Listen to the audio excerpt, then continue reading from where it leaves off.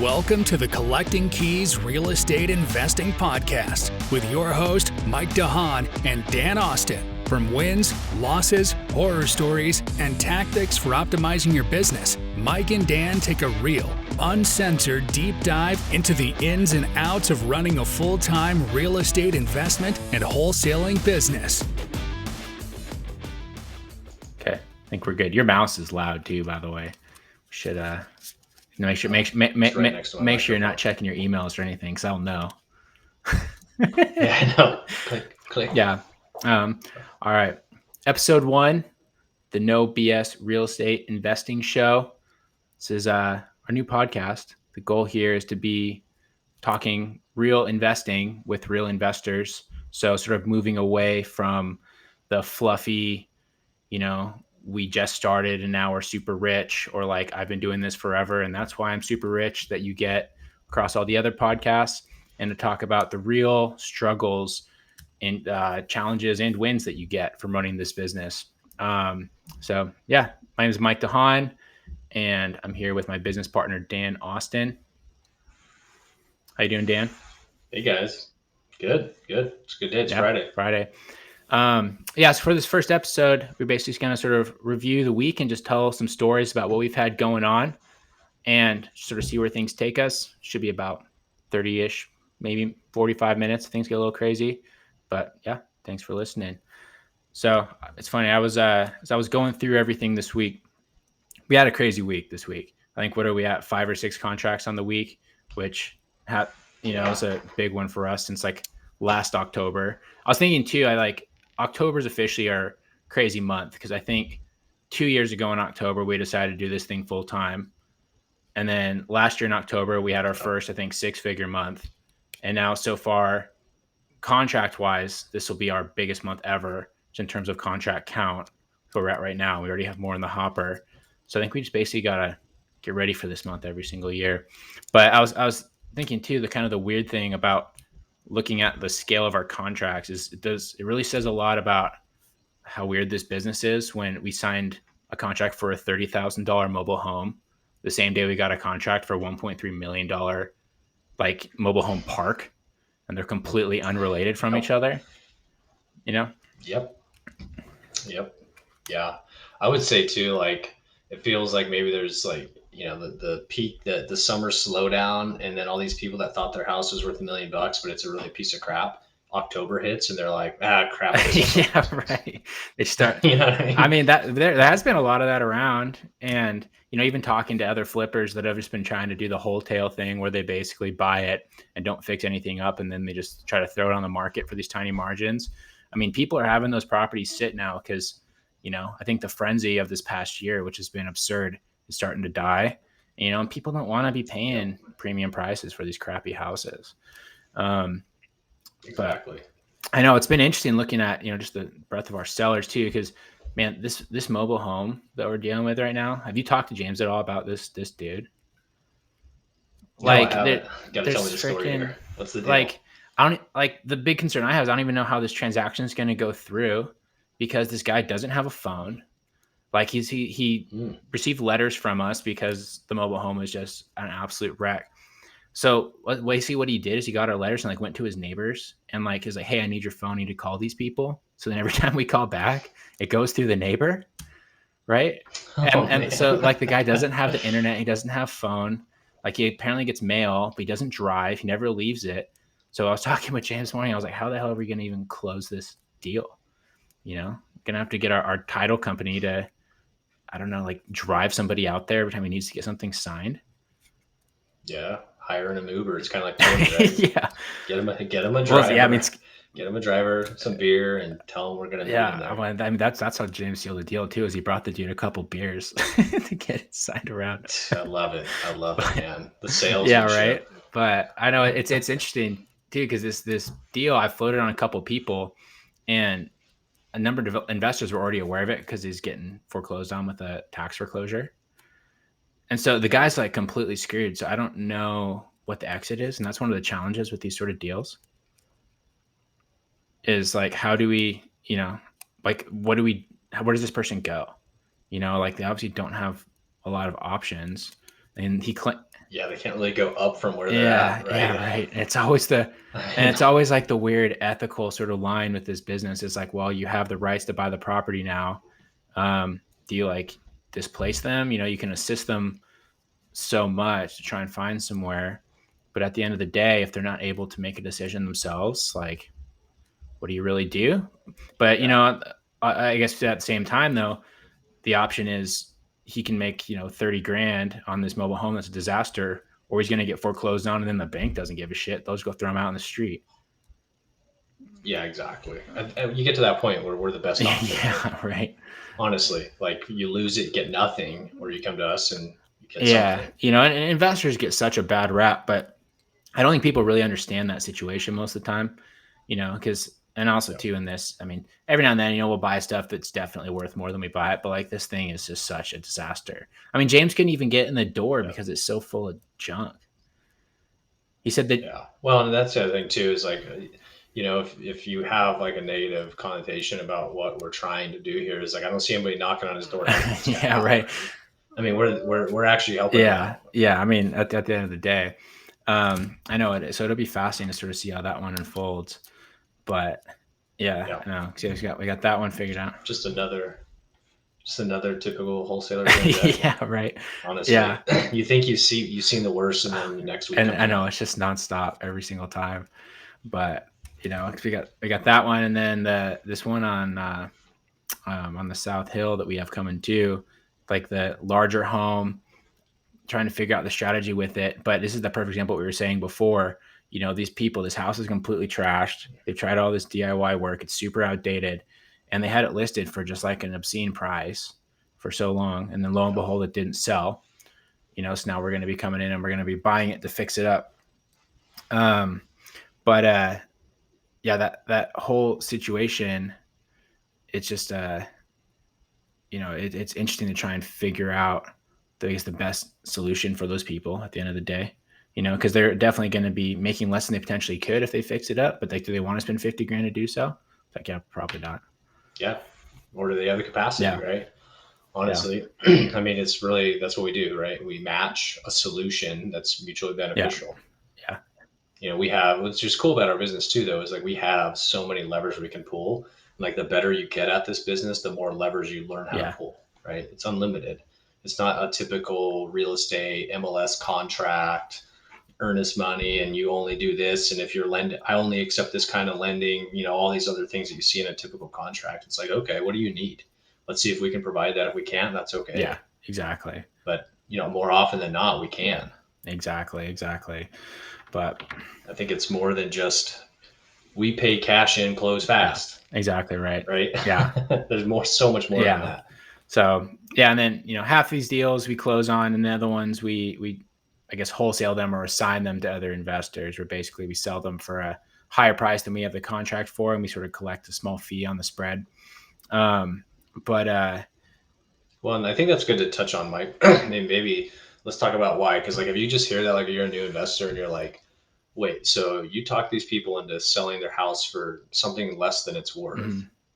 Why wouldn't that other buyer just go buy it? Yeah, and that's always the question, right? The people don't really understand, and it's really no different than like a real estate broker, who, like, if you go and you list your property on the MLS, I think just the main difference is that we don't have to follow all the same rules and guidelines as a realtor does.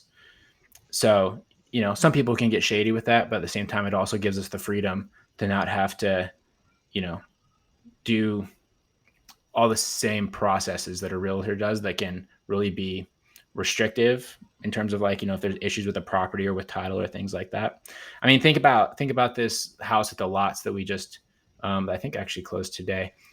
Like that whole thing had a medley of title issues. And imagine if a realtor was trying to work that deal to sell it, they wouldn't have freaking done all the nonsense that we did. Yeah. And I think it's the big difference too is, I mean, there's a lot of realtors out there every city, right? There's a lot fewer wholesalers than there are realtors in any given city, right?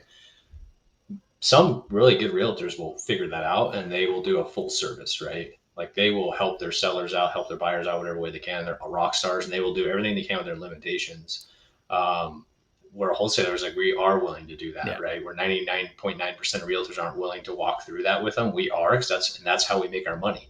we're not going after the $1 million listing that's perfect and they're paying staging and all these sorts of things. We're going after the folks that honestly can't do that, don't know how to do that, property's not worth it to do that, or they have totally different needs. But the other thing I think about, like, what we're doing is like why we buy at a discount is because we have the relationships to the buyers that these people don't have, and that's valuable, right? So yeah, we are getting at a slight discount sometimes, but like it's because we know the buyers, right? The buyers don't know the sellers don't know the buyers, and we're the people that connect them. And that is kind of what a real estate agent does too, right? Except for the real estate agents kind of often, and I don't want to talk bad about them, but all they're doing is blasting it out to everybody so they can see it on Zillow and the MLS, whatever. And that's their advertisement, right? Where we're coming in and we're one-to-one, right? We're going to connect. We have a buyer that we know wants this type of property, and we have a seller that needs to sell. Yeah. Well, and I think one of the biggest differences as well is when we do this, we are on the hook to buy the property. So, unlike a realtor that has no actual stake in your property besides their commission, like if it doesn't close, we're still legally obligated to purchase it. And I think, and when we're doing these assignments, how's your, go ahead. I'll say, how's your rehab going? Yeah. 20th Avenue, right? I mean, we don't want to say the address necessarily, but yeah, sure. That's fine. Say that again. The rehab, that you're working on. So I think it's, our kind of short-term rental, or that's going really seems well. To be going better than the last one. Yeah. Oh yeah. We could talk. We should do a whole show on contractors actually, but we finally got one we like. And what you learn as an investor is you want to get the cheapest price, but you pay for it in the end, right? And so he's not the cheapest guy, but it's going really well. I think, we're 4 weeks into a total rehab and we're 80% done, right? So this will be a 6-week top to bottom roof, new deck, kitchen, 2 new bathrooms. I mean, it's a legit rehab. It's not a quick one, but we're doing it quickly, which is awesome. I mean, that's pretty good because you think about we're maybe 4 weeks into it. That's how long the other one sat vacant when that dude went to jail, the previous contractor. Yeah, exactly. But that's good. You get what you pay for. I mean, it hasn't gone with hiccups. We had some subs with the drywallers where had to go and tell them we're not paying them what they wanted to get paid because the drywallers took a week longer, which kind of delayed the project. So we would be ahead of schedule. I mean, these drywallers came in and we'll be done by Friday. And it wasn't a lot of drywall work, right? It was just, some patches and, put a new wall up. And so we had new drywall there. So not a ton, but when I came back to check on it the next day and the mud was still wet and they weren't there, like, well, we're waiting for it to dry. And I'm like, dude, you got to put heaters and fans on this thing, right? Like that's what drywallers do. And they told us to go buy those and do it. It's like, no, like I'm not paying you for the drywall to dry. I'm paying you to work on the drywall. But yeah, they got pretty upset, paid them about half of what they should have gotten.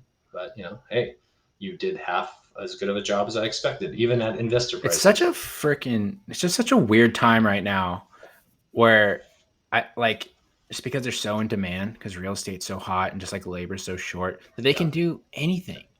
I'm thinking like we did this project a little while back where we had to repair this chimney and they gave us we had the quote, was it for like $1,500? And then they go and they do it and they send us the bill for like $4,200. Like they just the best part about that one was we didn't even own the property after we'd already sold it. And they're getting all pissed off. We're not going to pay them extra just for finally showing up. I mean, the only reason we did that was because, we wanted to do the person who bought it from us right and not screw them over. Yeah. Yep, exactly. It's just everywhere. Or even talking to other people. I've been hearing stories about people that have their contractors squatting in their properties, because the contractor doesn't have a place to rent or they got kicked out of their apartment or whatever. So I'm gonna live in your rental and work on it while I live here, and then but I mean that'd be fine if they weren't disruptive. But of course they're doing stuff like smoking cigarettes in there, leaving trash, they're using the toilet that doesn't have plumbing that works. It's just it'll be interesting to sort of see what happens with all that sort of situation after the market. I mean, I don't think it's going to be taking a dip, but it's definitely going to be taking a turn, especially after all the employment stuff sort of starts to level out here, which will happen after a while. Yeah, there's a market cycle, right? I mean, half these people, they call themselves contractors. They don't even have a GC license. They don't have any bonding usually. And investors, we don't mind that usually because we're like, dude, just go in here and work No, this thing out for us. of It's course like, we mind that. you We're know, always everything's 100% permitted and licensed and by the books. exactly, Absolutely. exactly. But that is the crux of how we do Yeah. business, right? Is unless you're running your own construction crew, if you're like us, where we're not running our own crew, so to speak. I mean, we should have been by now, but you're looking for a good price because people will. I mean, highway robbery sometimes when I get quotes, and I'm like, are you Yeah. kidding me? Like when we were first getting drywall quotes for this rehab, our contractor was down there, and the drywall guy straight up asked him like, "What do you think? How much should we charge him?" And like kind of like wink, wink, and the guy and our contractor's like, "I don't know, call him, like figure it out." Because the guy called me and he wanted like $8,000 for this job, and I was like, "Are you kidding me, dude? This is 8,000? Like, come on, man!" And I just was like, "No, I'm not playing that game." Yeah. Because what he was trying to do is like, well, if he'll pay 8,000, I'll charge him 8. But if he'll pay 4, I'll charge I him mean, 4. It's just yeah, come when on, we do man. the same shit with houses though, it's like, oh, you'll take 200 Yeah. for the house. I mean, I know it's worth Yeah. 275, but if that's what you want, that's fine. You know. Yeah, if that's what you think it's Yeah. worth. Like, what was that deal we were doing? That's funny. Where the guy was like our MAO, our max allowable offer was like, I don't know, 100, and the guy's like, I think it's worth 25. Yeah, It's like, well, we okay, had that one down in Knoxville really recently. We sent these letters out. That's how we do most of our marketings by sending direct mail, and we sent out these letters that basically had like an aggregate between the tax assessed value and the Zillow value, and on the letters it gave them like an offer price, and the offer price for this house that came up between whatever the database that created these letters pulled from, like $115,000. The lady that called in, she was just like the sweetest lady. And she's like, well, this house is actually really bad. It's like, I appreciate your offer. It's like, but actually, I think it's only worth 75,000. And we're like, okay. Whereas, I mean, I think that big thing, that being Knoxville, that Southern hospitality. If you got that in Spokane, people would be yeah, like, "Rah." I want yeah, yeah, 50 grand more than that because I hate you. yeah, But down there, and the thing is, that's funny too, is he went and we looked, and we're like, yeah, she's probably right. There's a lot of work here. That number was way too high that we put yeah, on that postcard. yeah, But yeah, yeah, I know exactly. it's the same thing. She could have definitely leaned on that, and it would have killed the whole deal for us. But I know Sure. it's just Yeah, funny. Yeah. So that rehab's coming along. So we're about 2 weeks out on that, and then yeah, there'll be yep, a short-term rental for us. Now we got to figure out the furniture situation, and then that whole yeah, process. So yeah, I mean, the base of our business has just been in traditional rentals. I guess you have a couple student rentals, but I mean, that's almost like a traditional rental. It just has a slightly different, like, but yeah, even then, I mean, honestly, it's probably yeah, easier because you just get the kids to find themselves for the next batch. You don't have to do that. yeah. And they want to leave after 1 or 2 years, Yeah. right? So it's actually better in a lot of cases. I love them; they're great properties, but sometimes students are Yeah. kids, right?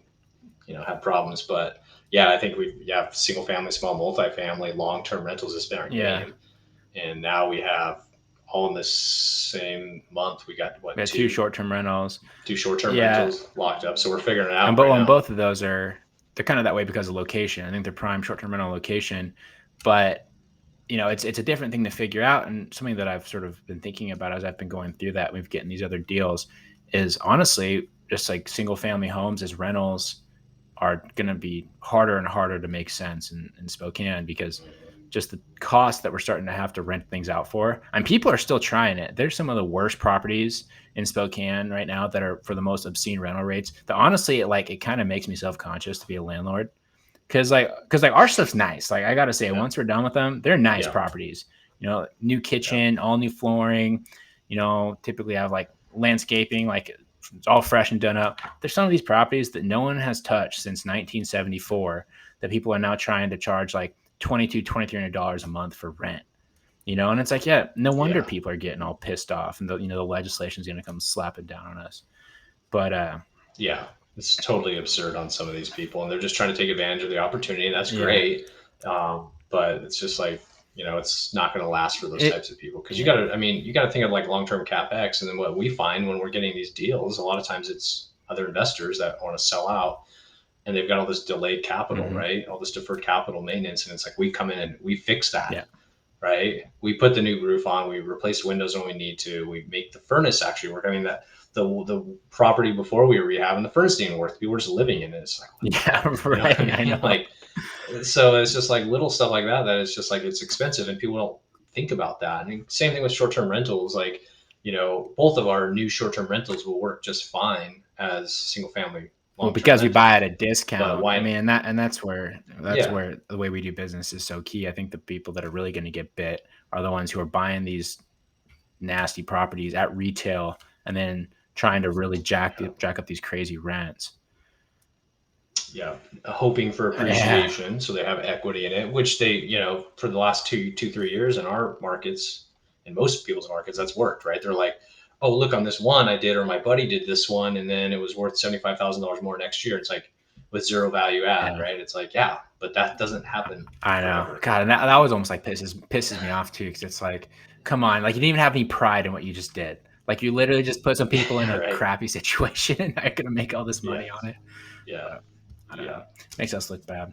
yeah. And maybe that's why I'm always trying to justify how we help people so we don't sound as scummy as them. But Right. I think we do. oh, Like, I mean, honestly, even when you talked about earlier, but like we have an interest in the yeah, property once we're under contract, and we should be closing on it. We don't always have to. Yeah, we could lose our. We're talking about losing earnest yeah, money, right? Which is not that big of a deal in the grand scheme of things. But like, we've never done yeah, that. You know what I mean? Like, we're always like, well, if we have to close on it, what's our plan? We always have that plan to close on it, just in case. And whether that's a double close, whether that's, well, let's just suck it up and rehab it, flip it, or turn it into a rental. yeah, Like, we've had that, but we're also buying right so that we don't really have to do that if we don't want to. yeah, yeah. I mean, I think we've only had the one that we had to break off, and that was last year, and that was just a whole mishmash. Yeah, but I don't even count that one because that one is like so It unique, was. right? And that one we were upfront with that Yeah, person, right? A duplex that wasn't a duplex legally could be a duplex yeah, anymore, so it totally changed our yeah, price. That price didn't work for yeah. the guy. Exactly. That's okay. Well, kind of. I mean, we talked him down on the price, and then we couldn't figure out the strategy for it, and then we didn't want to buy that property because it was in such a bad neighborhood. Yeah, it wasn't a nice property. But Yeah, the people that yeah, flipped it, but they did really well though. Um, like I mean, on the rehab, but they 100% benefited from the market going bananas over the next 8 months. I didn't think that they made much money on it, but maybe So they it's did. funny. So if you look at it, they basically listed it for like a crazy high price. Price dropped like 50 grand, and it didn't sell basically all through the winter and just like sat forever. And then if you look at that paper trail, they actually accepted a price at like above their initial asking price.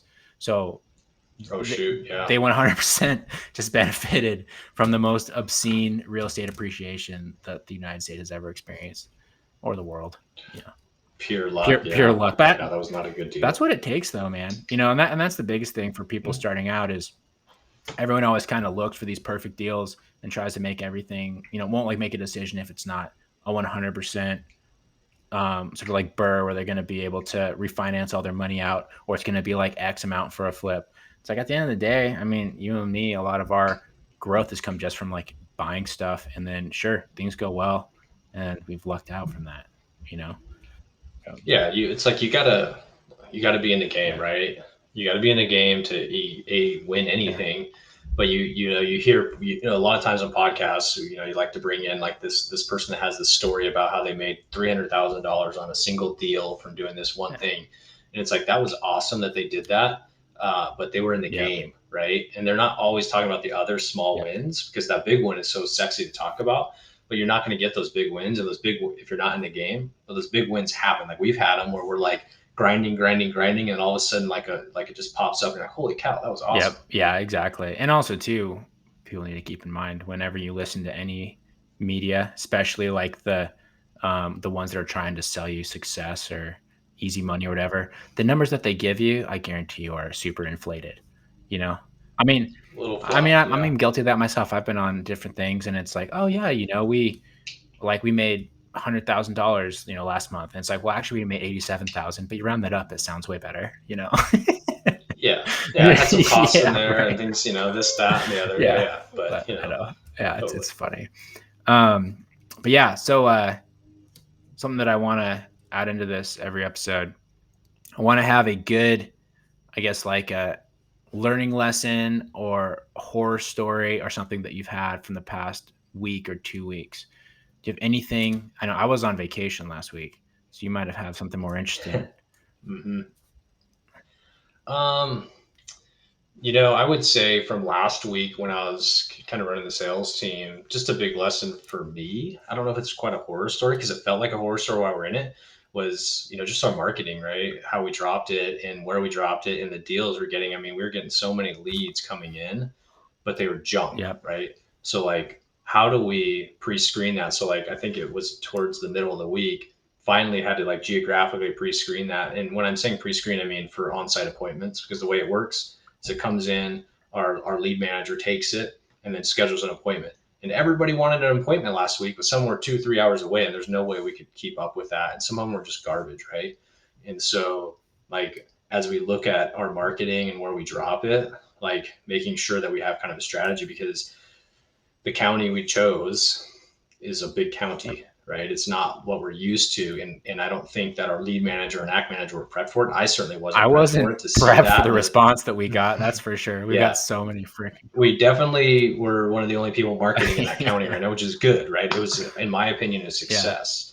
But it's just like, how do we make sure that we prep our team, because they were definitely spinning for a bit, right? And I was spinning too, trying to come up with all the MAOs for them and stuff like that. And finally, you just have something has to break, and you have to kind of draw the line somewhere and then build up from there, instead of worrying that, oh, we're going to miss a lead. Yeah, but when you're, you might, but when you're like kind of going crazy 10 different ways, you're missing a lot more leads. So you got to kind of niche down and focus on like one foot in front of the other on some of these things, and prepping the team to make sure that they understand that. And that's also another lesson that we've learned with like our leads managers. He doesn't live here locally, so he does not understand the map, right? And what that means, right? And so keeping him up to speed on that beforehand was kind of a big lesson. Stuff having a remote team. And I think a big lesson from that too is, and this is something that honestly, I think only in the last couple of months we've really gotten better at, is being willing to say no to stuff because it's not worth your time. Kind of when we got started, you want to be pursuing everything, but after a while we get all these like weird, like commercial leads and lots and, all this nonsense. I'm sure there's opportunity there, but when you're in the realm of residential and it's kind of your bread and butter, just want to stick with that, not do anything, like not try to recreate the wheel to try and squeeze out a deal, especially when you have more opportunities coming in. Well, actually, I had a good one that I wanted to talk about, which is that this was kind of our first experience with this situation. We've heard about it, but when you're going to assign these deals, sometimes the end buyer that's going to be buying your contract, they can be kind of shady bastards, So we had the first situation this past week of one of our sellers calling us and being like, yeah, who the hell is this guy that's calling me saying he's buying this property? And generally when we assign a deal, we don't necessarily disclose it to the seller. It's in our contract that we have the ability to do that, but not everyone's necessarily going to be privy to it. But all of a sudden we have the seller calling us saying that this person saying that they're buying it. And, it's kind of sort of come up with other sellers before, and usually they're cool with it. But at the same time, if people start making things sound shady, sellers are going to get nervous, especially because most sellers are already nervous that they're working with us without a realtor and it just feels foreign to them. So we had to we're still navigating that. I don't even know. Did you talk to that guy today? Yes. How'd it go? What did he say? So it's fine. Yeah. I mean, it's hard to gauge, right? We're across the country, first of all. And he's generally a nice guy, but it's just, he didn't really say much, but it's just like, hey, like, you got to understand what we're doing here. Not only did he talk to the seller, but he like talked to the tenant, and it was like negotiating with the tenant. Yeah. Right. And this is a unique one because the guy owns the property next door. He owns a lot of rental properties, but I don't know that he was trying to be shady. I think he's just trying to cover his bases, which to him is no big deal because whatever, right? He's not out anything, right? But us, we're out, and like teaching him to understand the wholesaler like model of like, don't disturb the tenant, or do not contact the seller. Like if because he does want more leads from us. It's like, well, we're not going to give you more leads if you keep doing this to us. No, exactly. And since he owns so many properties, you think that they would understand that. And it's funny that's one of the reasons I assumed he wasn't being shady, because he doesn't want to, because I mean, our fee on that's only $5,000, which for us is very small. I mean, if you take into account our commissions for our guys and then our marketing costs, that's practically a break-even deal. And for this guy to be threatening all future opportunities for $5,000 if he really does own a bunch of stuff just doesn't make any sense. But either way, I think a good Exactly. moral of the story is making sure that, maybe when we have buyers talking about that, right, and just being like, hey, just because it's obvious to us doesn't mean it's obvious to you. But yeah, totally. Especially with new buyers. This is a new buyer in a remote market, right? And so that's a really good learning lesson, is like, when, making sure that they understand that, like, hey, just so don't contact the seller or the tenant or this deal goes away kind of thing. Don't try to go around us. Whatever you want to try to do, whether you're trying to do it in good faith or bad faith, like, that's not how we play ball, but being upfront about it. And I think people are understanding that, and if they're shady, they're going to try to do it anyways. And you're going to know that they're not a person on your buyers list. Yeah. Right. Yeah. But, then you gotta break that off, which, I mean, at least it's like a small deal, I guess we could have another one like this freaking one up here that we tried to assign, and then somebody sent our opportunity to the seller, and the seller decided didn't want to move forward with us anymore.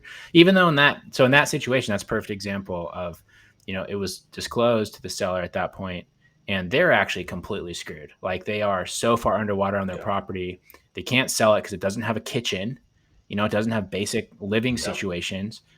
But now they're getting foreclosed on. But because he now feels sketched out by the situation, he's gonna lose his house. And it's, he can walk away with nothing instead of walking away with like 15 or 20 grand or whatever we were basically gonna allow him to do. Yep. And that for him too, that's always unique too, because it's an ego thing, right? It's not like he's like, oh, whatever. It's that we might be making more money. I know, right? Yeah, exactly. And there's more upside for us than it is for him. But it's like, okay, dude.